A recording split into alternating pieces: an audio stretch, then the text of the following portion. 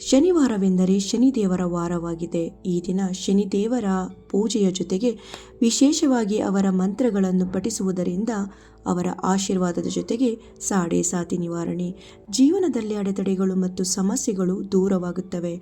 ಹಾಗೆ ರೋಗಗಳಿಂದ ಮುಕ್ತಿ ಸಿಗುತ್ತದೆ, ಉತ್ತಮ ಆರೋಗ್ಯ ಲಭಿಸುತ್ತದೆ. ಹಾಗೆ ಜೀವನದಲ್ಲಿ ಸುಖ, ಶಾಂತಿ, ನೆಮ್ಮದಿ ಕೂಡ ದೊರೆಯುತ್ತದೆ. ಹಾಗಿದ್ದರೆ ಈ ದಿನ ಕೇಳೋಣ, ಜಪಿಸೋಣ ಶನಿದೇವರ ಗಾಯತ್ರಿ ಮಂತ್ರ. ಶನಿ ಗಾಯತ್ರಿ ಮಂತ್ರ. ಓಂ ಶನಿಶ್ಚರಾಯ ವಿದ್ಮಹೆ ಸೂರ್ಯಪುತ್ರಾಯ ಧೀಮಹಿ ತನ್ನೋ ಮಂದಃ ಪ್ರಚೋದಯಾತ್. ಓಂ ಶನಿಶ್ಚರಾಯ ವಿದ್ಮಹೆ ಸೂರ್ಯಪುತ್ರಾಯ ಧೀಮಹಿ ತನ್ನೋ ಮಂದಃ ಪ್ರಚೋದಯಾತ್.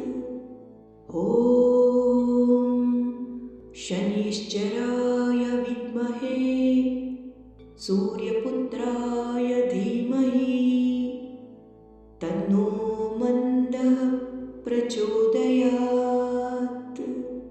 ಓಂ ಶನಿಶ್ಚರಾಯ ವಿದ್ಮಹೆ ಸೂರ್ಯಪುತ್ರಾಯ ಧೀಮಹಿ ತನ್ನೋ ಮಂದಃ ಪ್ರಚೋದಯಾತ್. ಓಂ ಶನಿಶ್ಚರಾಯ ವಿದ್ಮಹೆ ಸೂರ್ಯಪುತ್ರಾಯ ಧೀಮಹಿ ತನ್ನೋ ಮಂದಃ ಪ್ರಚೋದಯಾತ್.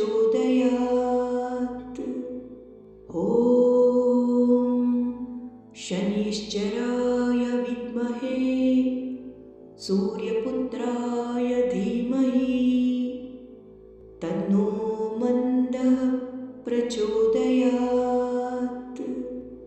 ಓಂ ಶನಿಶ್ಚರಾಯ ವಿದ್ಮಹೆ ಸೂರ್ಯಪುತ್ರಾಯ ಧೀಮಹಿ ತನ್ನೋ ಮಂದಃ ಪ್ರಚೋದಯಾತ್.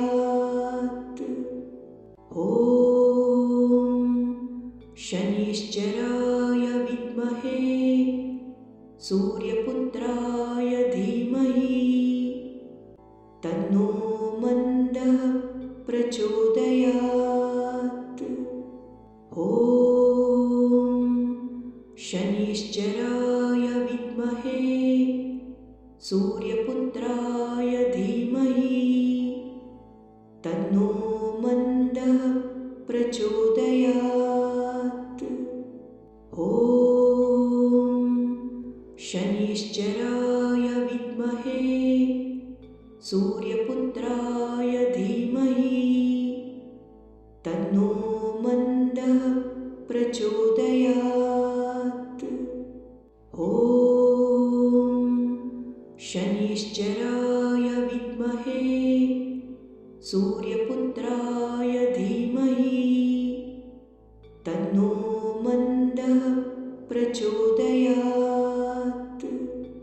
ಓಂ ಶನಿಶ್ಚರಾಯ ವಿದ್ಮಹೆ ಸೂರ್ಯಪುತ್ರಾಯ ಧೀಮಹಿ ತನ್ನೋ ಮಂದಃ ಪ್ರಚೋದಯಾತ್. ಓಂ ಶನಿಶ್ಚರಾಯ ವಿದ್ಮಹೆ ಸೂರ್ಯಪುತ್ರಾಯ ಧೀಮಹಿ ತನ್ನೋ ಮಂದಃ ಪ್ರಚೋದಯಾತ್. ಓಂ ಶನಿಶ್ಚರಾಯ ವಿದ್ಮಹೆ ಸೂರ್ಯಪುತ್ರಾಯ ಧೀಮಹಿ ತನ್ನೋ ಮಂದಃ ಪ್ರಚೋದಯಾತ್. ಓಂ ಶನಿಶ್ಚರಾಯ ವಿದ್ಮಹೆ ಸೂರ್ಯಪುತ್ರಾಯ ಧೀಮಹಿ ತನ್ನೋ ಮಂದಃ ಪ್ರಚೋದಯಾತ್. ಓಂ ಶನಿಶ್ಚರಾಯ ವಿದ್ಮಹೆ ಸೂರ್ಯಪುತ್ರಾಯ ಧೀಮಹಿ ತನ್ನೋ ಮಂದಃ ಪ್ರಚೋದಯಾತ್.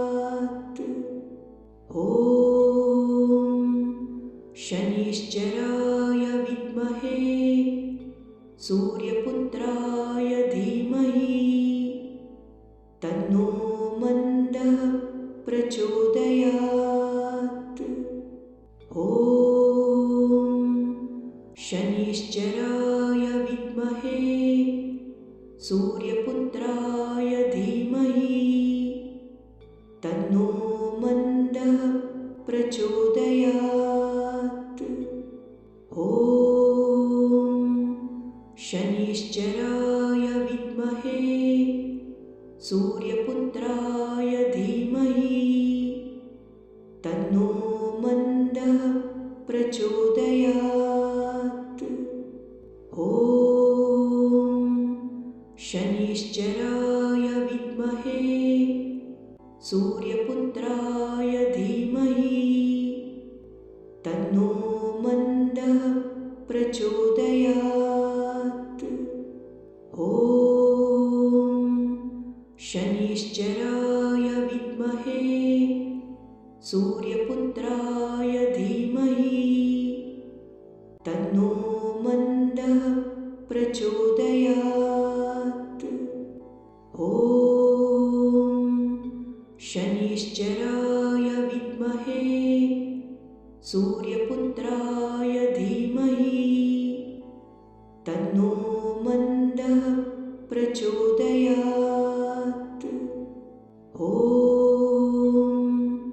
शनिश्चराय विद्महे सूर्यपुत्राय धीमहि तन्नो मन्दः प्रचोदयात्। ॐ शनिश्चराय विद्महे सूर्यपुत्राय धीमहि तन्नो मन्दः प्रचोदयात्। ॐ शनिश्चराय विद्महे सूर्यपुत्राय धीमहि तन्नो मन्दः प्रचोदयात्। ॐ